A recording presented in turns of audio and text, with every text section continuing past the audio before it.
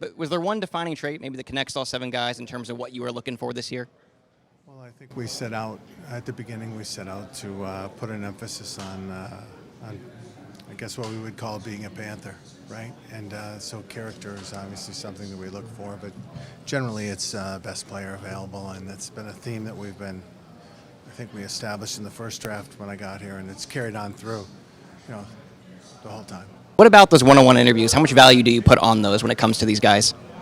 Put a lot of value on it because it's teams that win, right? And then teams are made up of people, and it's about who you are and not just your skill set. And it plays a huge part of how we make up our team and our community, and it's a big deal.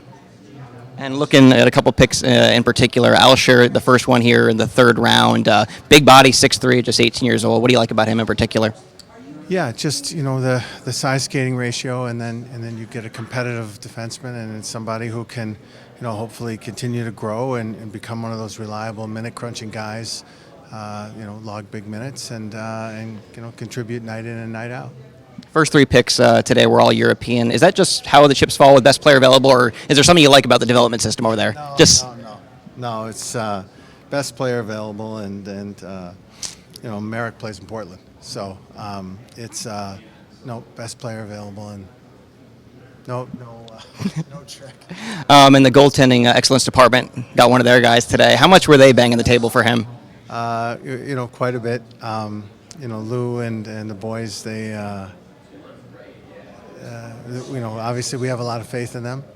And Trevor's a guy that they had set their sights on, and they were pretty excited about him. And we're really happy, to be able to get him.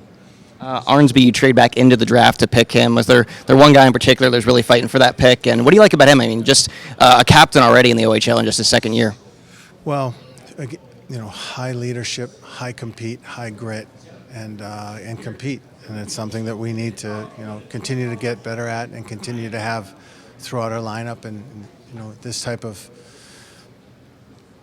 I think someone at the table said glue guy, right? And that's you can never have too much. And Ludwig, another defenseman from Sweden. When you read his scouting reports, it's all about the skating, the speed. Just how much do you like the raw tools he possesses? Yeah, it's I think we've across the board sort of got a little bit of everything, which is kind of nice. And Janssen is a guy who tracks with elite skating, and is a puck moving playmaking guy whose skating can be his dimension. And it's exciting, So we have a little bit of everything as we move forward, and guys are pretty fired up. We didn't have the high picks, but we managed to get guys who were all very high on our list. And you talk about that list. I know you can't give away trade secrets, but how many people are involved in making that list, if you can estimate?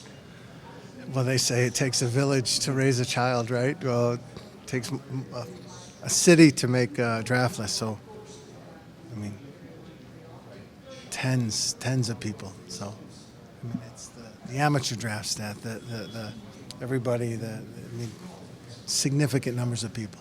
Yeah, and kudos to our amateur staff in particular, who, through COVID, through the travel restrictions, through the canceled games, the video, all of the hurdles that have been placed in front of them, just worked and diligently just kept their heads down and kept fighting through. And I'm really proud of them and impressed by them and humbled by them, because they really did a yeoman's task and worked their tails off.